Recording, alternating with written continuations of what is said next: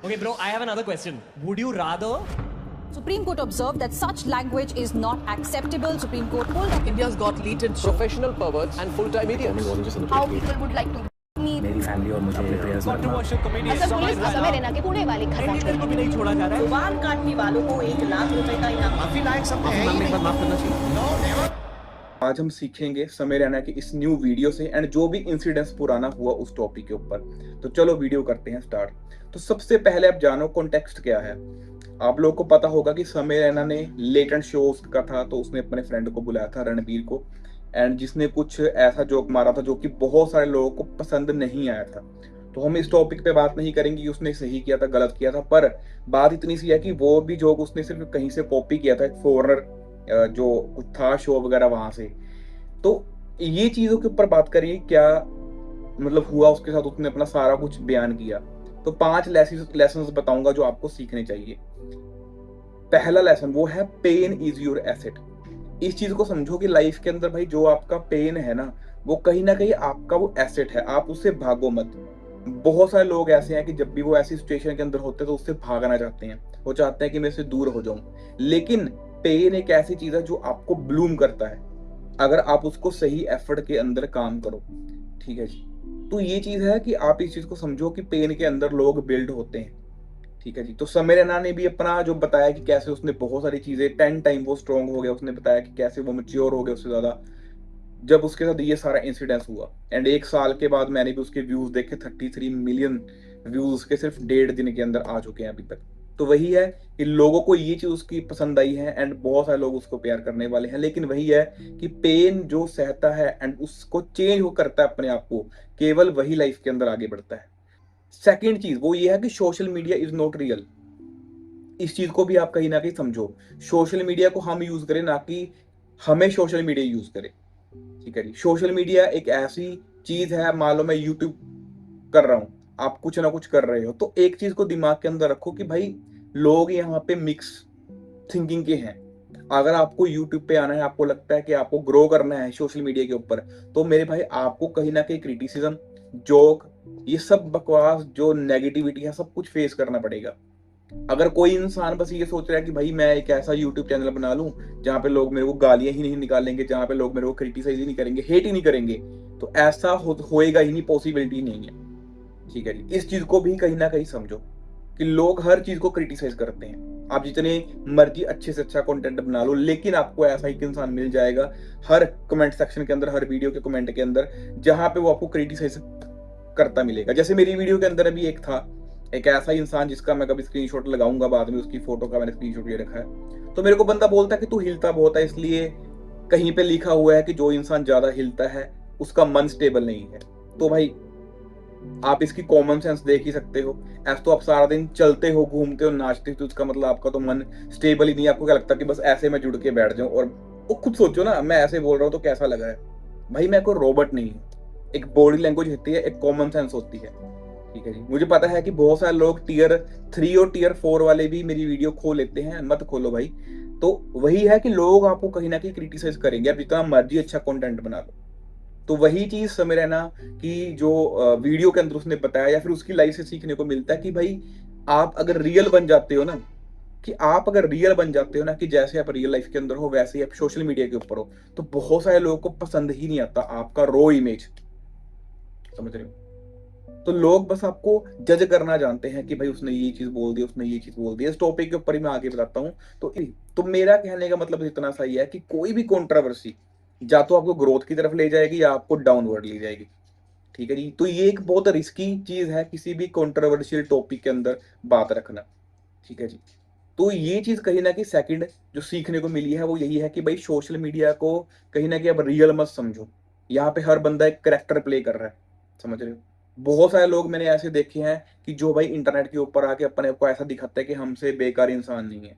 ठीक है। लेकिन भाई वो इतने ज्यादा समझदार है रियल लाइफ के ऊपर अंदर, आप सोचोगे, आप देखोगे कि भाई ये बंदा था एक्चुअल में जो ये इतनी ऐसी हरकतें कर रहा था। तो वही है भाई, लोग सिर्फ कुछ कहीं ना व्यूज के चक्कर में या अपने ग्रो करवाने के चक्कर के अंदर कुछ ऐसी चीजें करते हैं, एक करेक्टर बनाते हैं। अब जैसे आप मेरे को देख रहे हो तो आपको आपको एक दिमाग के जजमेंट बन गई होगी कि भाई ये बंदा तो बस ऐसी ही बातें करता होगा। भाई मेरा एक करेक्टर नहीं है, ठीक है, मेरा बस एक टॉपिक है जिसके ऊपर मैं बात करता हूँ, पर ऐसा नहीं कि सारा दिन ही मैं ये कुछ करता रहता हूँ। थर्ड चीज जो उसने बताई और मेरे को समझ लगी, पहले ही पता थी, वो ये था कि भाई रियल फ्रेंड्स बहुत रेयर होते हैं।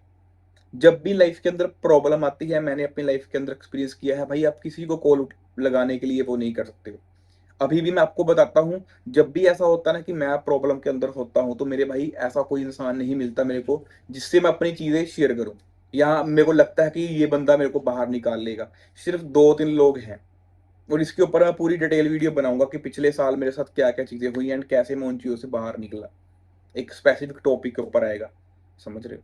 तो वही है कि आपकी लाइफ के अंदर रियल फ्रेंड्स होना बहुत ज्यादा जरूरी है।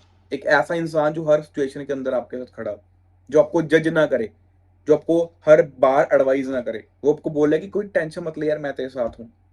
एंड सेम चीज ये मैटर करता है आपके क्लोज जो फैमिली के लोग हैं, ठीक है, कि जब आप लाइफ के लोएस्ट पे चल रहे हो तो आपके लोग आपको क्या चीज कह रहे हैं।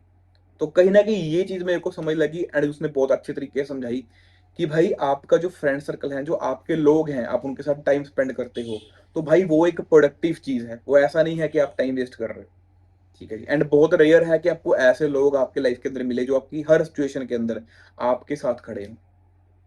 फोर्थ चीज जो मैं हर बार बोलता आया हूं एंड मैंने ये चीज एक्सपीरियंस भी करी है, वो है कंसिस्टेंसी एंड डिसिप्लिन। अगर आप अपनी लाइफ के अंदर ग्रो करना चाहते हो कि ऐसा कुछ करो कि लोग देखते रह जाए, तो उसके लिए आपको कंसिस्टेंसी एंड डिसिप्लिन बनाना पड़ेगा। जैसे कि समीर रैना ने बताया कि उसकी सिचुएशन कितनी वर्स्ट हो गई थी इंडिया के अंदर, कैसे लोग प्रोटेस्ट के ऊपर निकल गए थे, कैसे लोग तोड़ फोड़ कर रहे थे, 3 FIR हो गई थी, पुलिस वाले उसको ढूंढ रहे थे, लेकिन बंदे का जो मेंटली इतना मैस्ड अप हो गया, तो उसके बाद भी उसने जो टूर था उसका फॉरेन का, उसने 3 लाख टिकट सेल करी, उसकी हाईएस्ट। क्यों हो पाई? क्योंकि उस बंदे ने एक चीज समझी भाई कि सिचुएशन जैसी मर्जी हो, लेकिन कहीं ना कहीं मेरे को जो काम करना है मैं उसको कंटिन्यू करूंगा, समझ रहे हो? सॉन्ग बना रहे हो तो उसको कंटिन्यू रखो, ठीक है। मैं इस चीज से एग्री करता हूँ कि भाई आपका मूड सही नहीं हो सकता, आप जब लो फील करते हो तो आप भाई नहीं वो काम कर पाते हो। स्टडी कर रहे हो, मैं समझता हूँ एक मूड आपका चेंज हो जाता है, बट एक चीज को समझो कि कोई भी काम कर रहे हो दुनिया में, उसके अंदर ग्रोथ केवल तभी है जब आप अपने आप को साइड पे रख के आप उस काम के अंदर डिवोशनली टाइम देते हो, कंसिस्टेंसी एंड डिसिप्लिन से देते हो।